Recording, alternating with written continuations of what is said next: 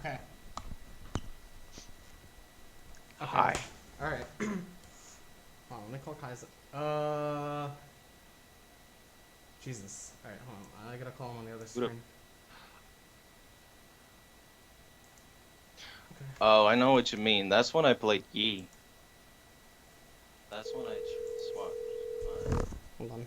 Are I'm you calling. actually? Calling him. Can you hear it? Yeah. Oh. Okay. Oh, hello? Hey, Jose. Yes. Okay. So I have a dilemma.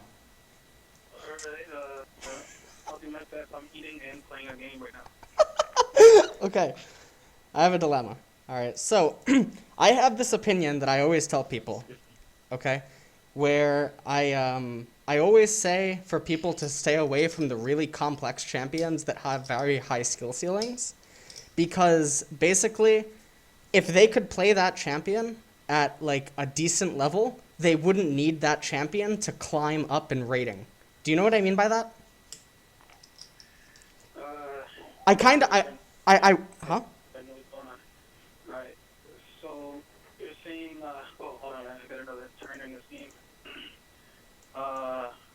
Repeat that please, because now I'm focused. Like, I was getting All right. to be.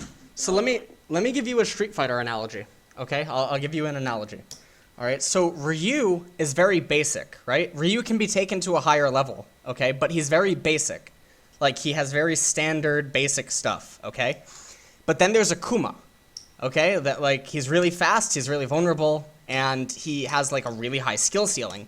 And if you take Akuma to a really high level, Akuma's really powerful, okay? But he's very fragile and he's very volatile, okay? But Ryu is very solid and stable and like, you know, he's fine. And Ryu can be used at the highest levels, but Akuma requires like much more technique and much more like physical, like demanding. Like he's much more physically demanding. Okay?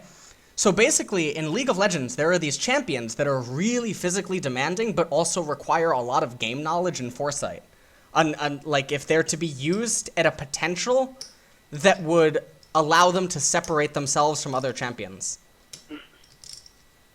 I'm listening, I understand. I just wasn't able to hear you when you called. So what do you ask? So I'm asking, do you agree that like people should stay away from those champions until they learn the game more?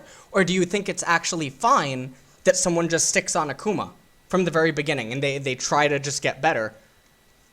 Okay, I'll Because answer from from my perspective.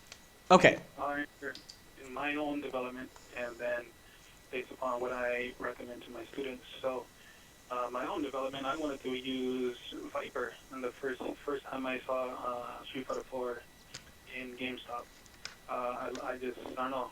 I've been playing Street Fighter since Street Fighter 1, and just all the characters looked not basic, but the same to me, and the game was kind of mundane. So when I saw Viper, it was more like a Marvel character, and she looked very dynamic, and it made Street Fighter the game, the franchise, exciting again. So what I did was I went to someone and asked, what is it required to play Viper? And they said, no, don't even think about that. That's like one of the hardest characters in the game to learn, to master it or learn just in the first day. So that seemed irrelevant to me because every single character was going to be difficult. I haven't played console games, 2D fighting games, just anything for 8 years before that. So every character was going to be difficult. So then they recommended I use Ryu to learn the basics.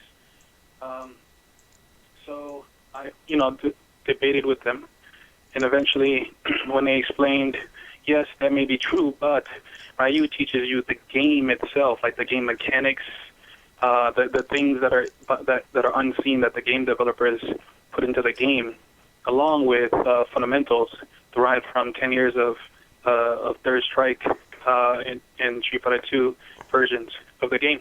So, that's a fair argument. I'll use Ryu for a month to 3 months and, learn all those basic things about the game mechanics and stuff. And then I'll go to Viper. That didn't happen, obviously, because there is so much to learn. And this is actually why I'm a teacher. Because after learning Ryu, I realized many people didn't even understand the things that I learned in my first month. What happened was, after Evo, after my 8th month in the game, I said, now I think it's time to learn Viper. I don't have a secondary character. I should learn Viper. What happened was, I went to the Viper forums. I learned what it takes to get used to her. I started practicing with her. I got a teacher at like an A rank level to offer to teach me when I came back from Evo. And then when I went to Evo, I was playing in front of Daigo. I got to meet Air Ryu and other notable Ryus out there. I also got the actual high-level tournament experience, and I found out there was way more to learn about the game itself, the fundamentals in Ryu.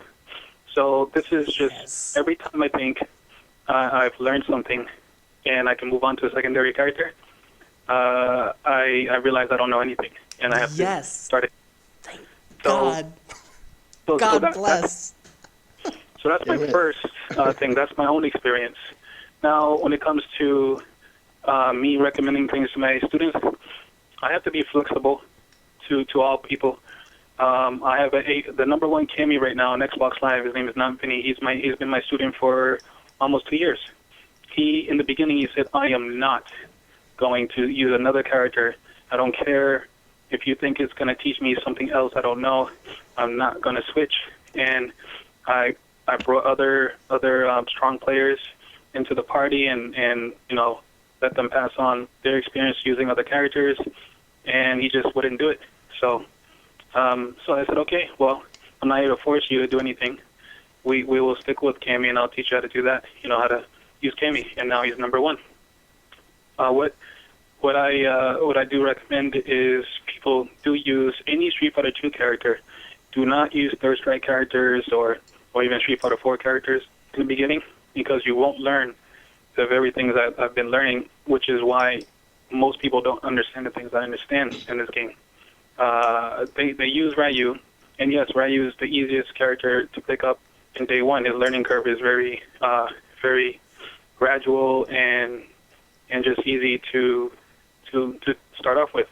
But all of a sudden, towards the end, when you get to like 80%, 90% proficiency with him, all of a sudden, that last 10%, it goes up almost 90 degrees. And this is why most people aren't skilled with him. In the meantime, you can learn Viper, and in the beginning, her learning curve is extremely steep. You will need to use Viper for 6 months just to be decent, and then a year to be considered proficient with her. After that year, the rest of the journey, you only need to use 20% of your effort to be A pluses and stuff. So each character is different. Most of them have a decent learning curve. You should just consider the learning curve, consider the person's temperament, and just try to get them to work on the basics. That's my overall recommendation, is just always learn the basics first and do not move off with them until you feel like you master that point.